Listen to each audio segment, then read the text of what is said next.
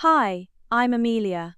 This is the story of how my own mother tried to erase my future and how I built something she could never control. My mom didn't just sabotage my job offer, she handed it to my brother in secret, smiling like I'd never notice.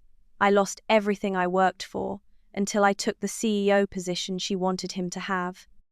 I was 2 weeks away from starting the job I had built my entire adult life around. After 6 interviews, 2 reference checks, and more sleepless nights than I can count, I had received my offer letter from Regal Bridge Financial, a dream firm I had worshipped since my undergrad days. Senior strategy analyst, high growth potential, women in leadership. It was the kind of company I had no connections in, no backdoor entry. I had fought my way in with nothing but grit and good grades. I remember reading the email and just sitting in silence, too stunned to cry, too proud to scream. I told only one person, my mom. Not Zoe, not my colleagues, just her. Not because I thought she'd be proud. I don't even know what I was hoping for anymore. Validation, blessing, a rare moment of warmth. She was stirring tea when I told her, didn't even look up. "That's nice, Claire," she said, almost absent-mindedly. "But I thought Ryan was applying there too. What happened to his interview?" I blinked. "I don't know, Mom. I didn't ask." She smiled, just barely. "You should. I mean, you already have so many opportunities. Maybe let him take the spotlight in something, okay?" Spotlight. As if I hadn't worked 10 years just to be seen. A week later, my offer was revoked. An internal email, vague. "After careful reconsideration of our strategic alignment, we regret to inform you." No explanation, no follow-up. Just like that, it was gone. My dream, my job, my future. And something inside me knew deep in my bones something was off. I've always known my family operated in a kind of silent hierarchy. My mum, Gillian Morgan, ran the house with the appearance of warmth, hair always curled, pearls for Sunday brunch, passive compliments served with a side of guilt. My younger brother Ryan was her masterpiece. Flawed, charming, in need of constant defending, the golden child. I, on the other hand, was the reliable one. Quiet, capable, reassuring, the one who made straight A's while setting the dinner table, the one who came home early while Ryan came home drunk. When I got into business school on a full academic scholarship, she was barely impressed. What about Ryan? He's not sure what to do next. When I graduated top of my class while waitressing weekends and tutoring undergrads, she said, "Well, Claire's always been the rule follower." They gave Ryan a car before his second year of college after flunking out of his first. I had to negotiate with my bank just to afford my textbooks. And I wore that silence like a second skin. It's easy to pretend something doesn't hurt when no one cares that it does. This job offer, the one I'd just lost, hadn't just been a professional milestone. It had been proof that I wasn't just smart or reliable or good in a crisis, but valuable. But now, I was right back in that old house at 463 Ellington Drive, playing the silent role again, watching someone else get the prize. Growing up, I learned early that being the good daughter didn't mean being loved. It meant being useful. It meant sacrificing your voice for their comfort. Saying yes quickly, apologizing first, disappearing when needed. I played that role beautifully. I got my degrees. I moved out early. And when Ryan lost another internship because he didn't fit the company culture, my mum told me I needed to help him network upwards. "Help him get on your level," she'd say. As if I'd taken a secret elevator they hadn't seen. She never wanted me on top. She wanted me beneath Ryan, lifting him up with one hand while holding my own dreams in the other like they were illicit. That job, the one I now knew had been sabotaged, would have changed everything, not just for me, but for the family narrative. Maybe that's what scared her most. Before my offer was rescinded, I told my mum during one of her casual check-ins. She smiled, nodded slowly, the way someone does when they're already scheming. "You always land on your feet, Claire," she said, "but Ryan's still finding direction. I'm just worried you're crowding him. Maybe this isn't the path you need. Maybe something softer, safer. I remember tightening my grip on the mug in my hands until my knuckles turned white. Softer, safer. They never wanted me to lead. They just wanted me to cushion his fall. She didn't know I overheard her.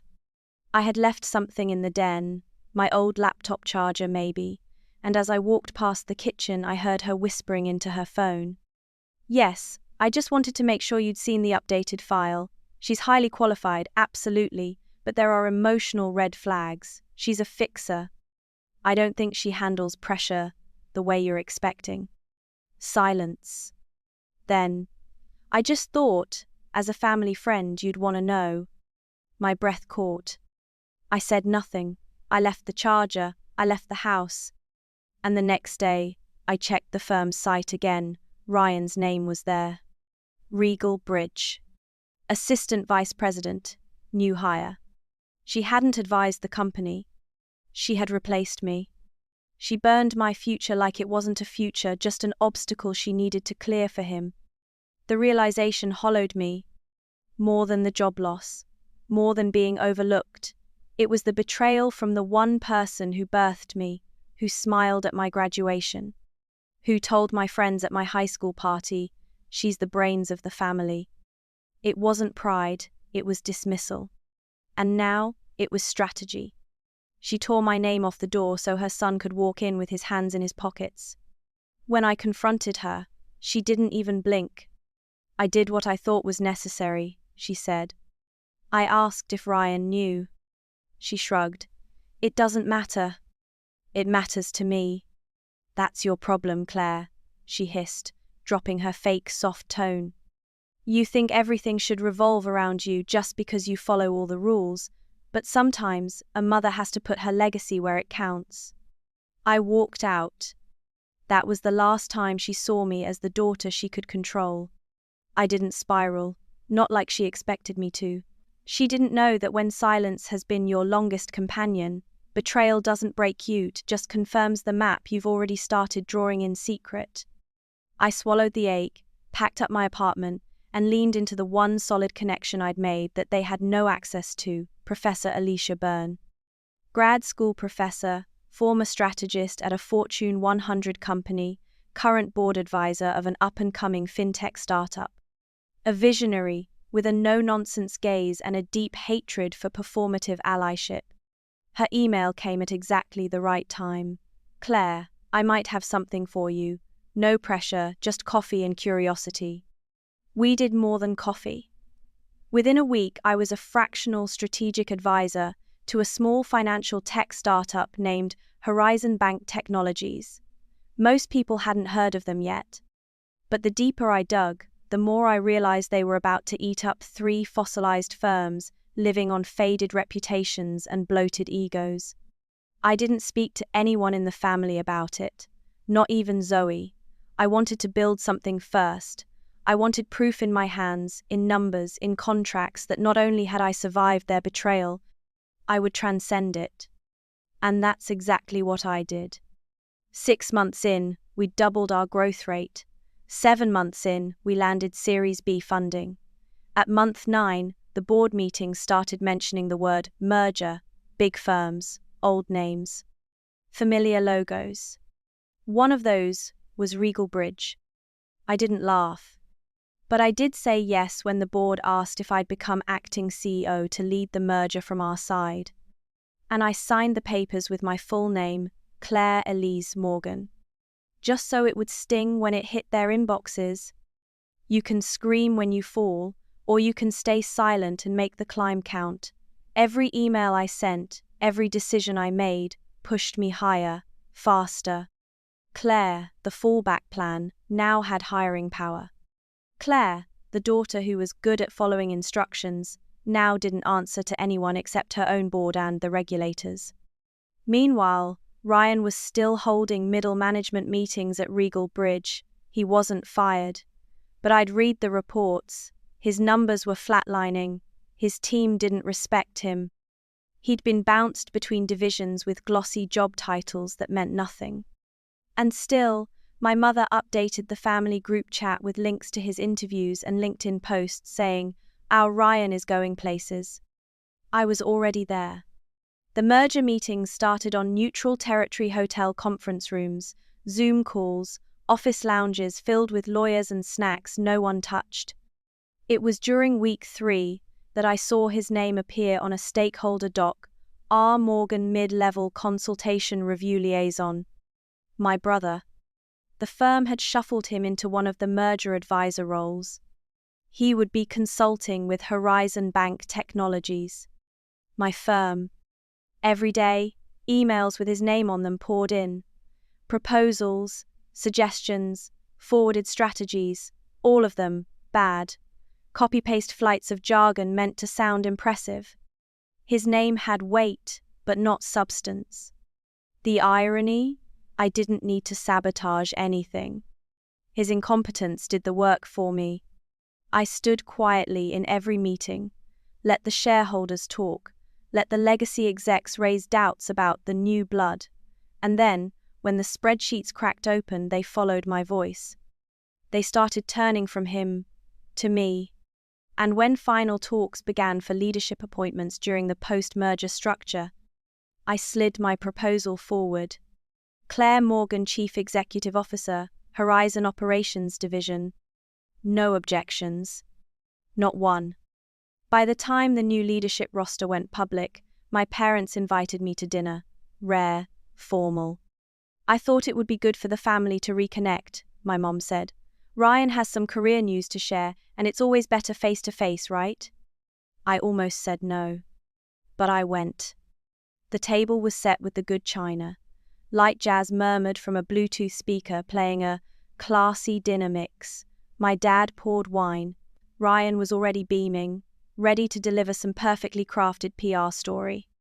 The meal passed in small talk until my mum clasped her hands dramatically and said, "Ryan's firm is merging, and we're very close to securing him a new leadership role."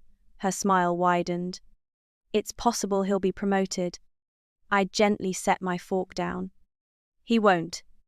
The sentence hung in the air like shattered glass. My mother blinked. "Excuse me?" I reached into my purse, took out a merger press kit, slid it down the table. "My name is on that letterhead," I said quietly. "Effective next quarter, I'm CEO of the division overseeing Ryan's department." Ryan's mouth opened. "You're what?" I nodded. "Congratulations, Ryan. You'll be reporting to someone soon." Me. No one spoke. Not through dessert. Not even when my mum stood up, cheeks pale, wineglass trembling. For once, they couldn't twist the story. Because now I owned the ending. Within the company, I treated Ryan objectively. Cool, distant, professional. During restructuring, his name came up often, not in glowing terms. Several department heads noted his inconsistent value and lack of initiative. A familiar phrase. One I remembered hearing about me whispered behind my back. Now I was the one asked, "Should we let him go?" I said no. But I didn't save him either. I reclassified his position.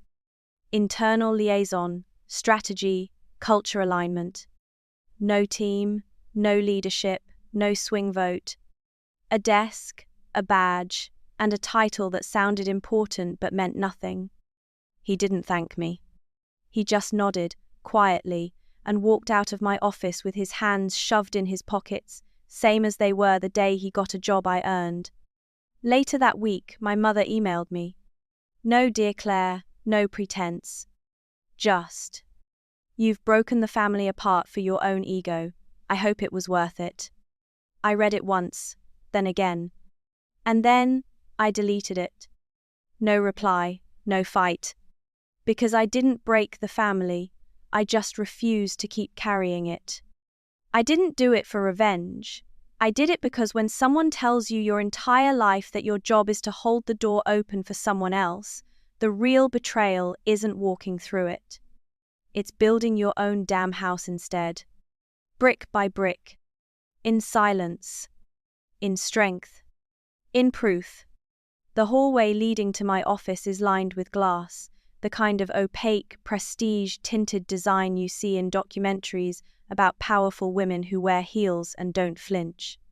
At the end of that hallway is a plaque. Not big, but bold. Claire Morgan, Chief Executive Officer. No asterisk. No boy beside me. No mother taking credit. Just me.